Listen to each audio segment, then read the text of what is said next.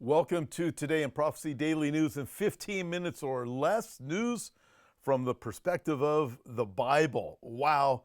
Folks, before we even get going, I just want to give us all a reminder that we live in amazing days. I remember the words of David Reagan. He said he's talking with someone and he said to David, I just wish we could live in Bible times. And Reagan said, Bible times? Are you kidding me? These are Bible times. And that was several years ago. You think of where we are now. Folks, we are in Bible times. This is amazing to see what's happening. Drones over New Jersey. What's the story on those? Saudi-Israel talks nearing breakthrough, says new Israeli ambassador to the U.S. I'm going, it is amazing to see all of these different things develop. Get this one. Israel slams newly signed Iran-Russia treaty, as dangerous for the entire world. And it doesn't stop there. I mean, you can't help but think of Ezekiel 38. Check this one out. Chaos on the border. This is the border of Texas. Mexican cartels fire at U.S. border patrol agents. Again, you just can't make this stuff up. We live in amazing days. Let's roll. Drones over New Jersey. Why didn't the FAA admit they authorized the flights? Here's what we know. Basically, just goes on and says, Trump said, listen, here's the story. The FAA was behind the flights all along. The FBI was left out of it, which might be a good reason for that. Local law enforcements were left out of the information, but we don't know any more than that. As of right now, the FAA is still not saying what was the purpose of the drones, why they did it, what the public needs to know, any of that. And quite frankly, when you start looking at these stories, you really wonder what's really going on with them. What's the real truth behind it? Are we now just being sold another bill of goods? Is that cover up because there's something else nefarious going on with the drones? Very interesting. I don't think the story is going to go away, at least not with people like us. I do think that the powers that be want the story to go away. They just want to move on to the next story. You know, you have fires in Hawaii, then the story goes away. Fires in LA, the story goes away. The hurricanes in North Carolina, story goes away. Story after story just kind of goes away. So I'm thinking that's what they want to happen with the drones over New Jersey. Well, let's roll on. Nvidia sheds almost $600 billion in market cap, biggest one-day loss in U.S. history. Folks, you look at this, that's a lot, $600 billion. We think last week, MBS from Saudi Arabia says he's going to give to the U.S. $600 billion. He's going to invest in the U.S. Then you look at this with Nvidia, $600 billion a loss. That's just unbelievable. When you think of that, that amount is staggering. With that, you start thinking about AI and all of the things that are coming. We have Stargate that Trump announced last week. We've talked about that already. I've been on several programs talking about that also. And then we have China's DeepSeek. By the way, China's DeepSeek is frightening. It is a total control of the narrative. In fact, I'm going to talk a little bit about this in about a week and a half for his channel TV, and then I'll do a program here also at Hope for Our Times on what's going on with the AI and different things. But you look at this with DeepSeek coming out of China. I was watching some Glenn Beck episode on it and watching what is happening, the information you put out. If it's anything that's negative against the Chinese Communist Party, it might get out there, but they will immediately retract it, and then you can't find it anymore. And you start to see this. I'm watching more and more controlled narratives that are out there. For example, there's another AI that you can do search on regarding Islamic invasion of the UK, of Europe. Is there going to be a takeover? Has Islam invaded? Well, no. Muslims have been here for a long, long, long time. It just won't say what is really going on over there in Europe, and especially as you look at UK and other parts of Europe, such as Brussels and so forth. But we're watching these things. So when you see Nvidia having this drop, the thought behind it as you read it, it has to do with China's DeepSeek. People are going over there. It's free to do the DeepSeek. Interesting dynamic. Moving on from here, check this out. Netanyahu is first foreign leader invited by Trump to the White House Israel says. As you continue following this, Netanyahu, what does he say?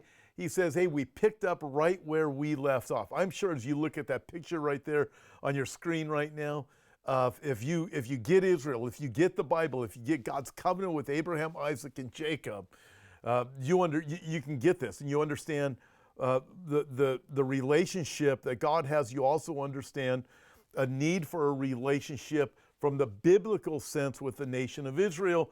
But if you don't get that, if you can't connect the Old Testament and the New Testament and God's covenant and Zionism as God talks about Zionism in the Bible, then that picture with Netanyahu and Trump probably grind you like crazy.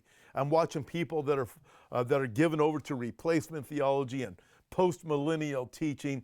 They don't want to hear anything good about Israel.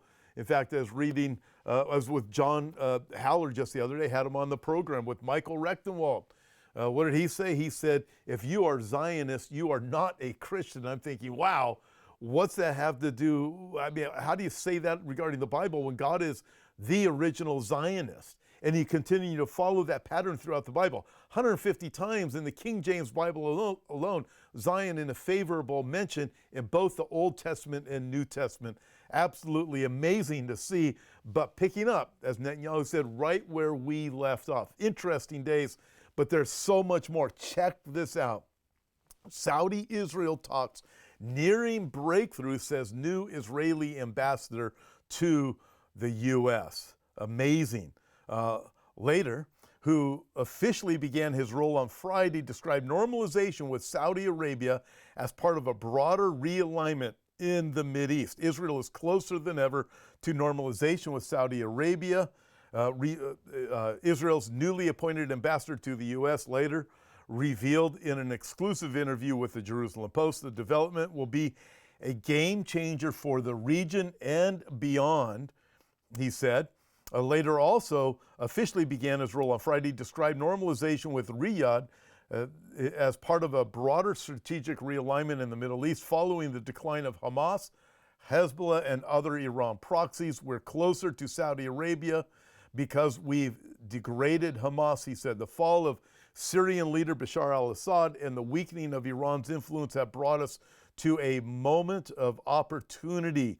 The ambassador linked the potential agreement to Israel's recent military successes. There are few countries in the world, aside from Israel, that want to see Hamas degraded more than Saudi Arabia, he said. Wherever the Muslim Brotherhood is compromised, moderation can rise. We've seen this in Egypt, Sudan, and Turkey. Saudi Arabia recognizes that defeating these elements is crucial to its own modernization. By the way, he says this about Egypt and Sudan and Turkey, where you have normalization come in. Well, obviously, you have some real issues with Sudan now. You have some real issues with Turkey right now.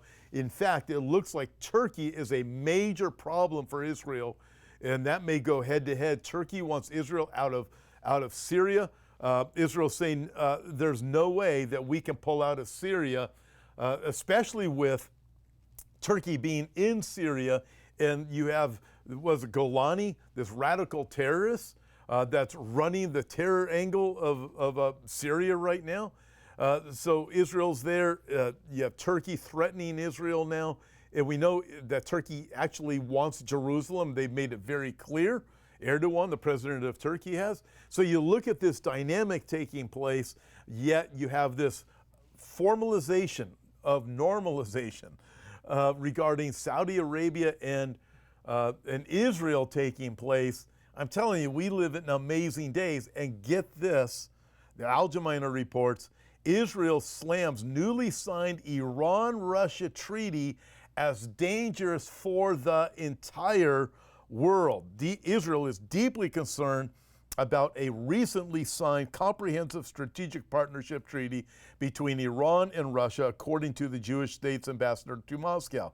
Iran is a country that has been openly and publicly stated many times its intention to destroy Israel. Simona Halperin told the Russian state news agency TASS in an interview published just the other day, any cooperation aimed at developing Iran's ability to realize those intentions or any agreement intended to strengthen Iran's economic, strategic, or military capabilities is dangerous for the entire world and particularly for Israel. I mean, you look at these things, and what do we know? Ezekiel chapter 38. Russia, Iran, and Turkey will form an alliance, and they will come against Israel, with Sudan and Libya coming from the south. And we know that Putin has been sending more and more troops and reinforcing his strength, and also the bad parts of Sudan and Libya. So Putin is now heavily involved there. Russia is, in both Sudan and Libya to the south. And then you have Putin working with Iran. Israel says, hey, this is a huge problem. You've got a normalization agreement going on with Iran, and yet you have Turkey also threatening Israel and saying Israel needs to leave Syria. Listen, Israel is in a position right now that will not allow Ezekiel 38 to yet happen. But all of those nations, they're all in play right now. And the time's going to come when there's a formal agreement between them. And out of that formal agreement will come an invasion upon Israel. But that invasion can't happen today. It's not going to happen tomorrow, because it's not going to happen until Israel is dwelling in peace and safety. Israel knows Turkey is a huge problem to the north. And now they're looking at this thing with Iran and Russia going, Iran's already a problem. What's going on with Putin and Iran? So Israel is not in a place of peace and safety. Israel, when that attack happens of Ezekiel 38, it will happen at a time when Israel does not expect it. Israel's going to be taken by surprise. So right now, Israel would not be taken by surprise no matter what their enemy does. But at the same time, we look at other dynamics that are happening, and you throw in the Trump factor. What is Putin going to do? Trump knows he has to deal with Iran. Israel has this problem with Iran. Interesting days that we live in, but it's not a coincidence that all of these nations are talking to each other and working with Putin at the same time. And Turkey wanting to come against Israel and making Jerusalem the target. I'm telling you, these are not coincidences. Also, check this out. Chaos on the border. This is down in Texas. Mexican cartels fire at U.S. Border Patrol agents. As we see this, we know that Trump, what did he do? Just last week, he labeled the cartel, the Mexican cartel, as a terrorist organization. This allows U.S. military operations against the cartel. And now we have cartel firing against the border agents down in Texas. I don't think this is going to go well for Mexico. Mexico has a huge problem right now. They've got a radical Marxist, that's their president, that told Trump last week, you're not going to drop off the illegal criminals, Mexican criminals here in Mexico. So they weren't allowed to land that plane in Mexico. You look at that, I guarantee you Trump's going to come back with something that Mexico is going to regret. And now you have this with the cartel. This is not going to go well going up against the U.S. military, as Trump is also positioning U.S. military on the borders, on the southern border, to secure our peace and secure our safety. Folks, we live in amazing days, and just watching this world change. And I like what Eric Stakelbeck said in his program just last night. He said what Trump is bringing, he's bringing sanity back to the United States of America, dealing with the LGBT problems, dealing with the gender problems, kicking people, firing people, causing them to resign, and so forth. And also this one final article, UN chief in open war with Israel and U.S. after Hamas sympathetic relief agency is banned. That's right, the UN chief. I'm telling you, this guy from the UN, what's his name? Tedros, that guy, right? I think it's Tedros, yeah. No, it's not Tedros. Tedros is the guy from World Health Organization. It's Guterres, head of the UN. Listen, that guy's evil.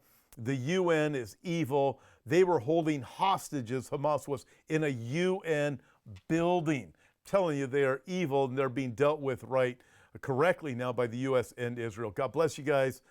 See you back here tomorrow.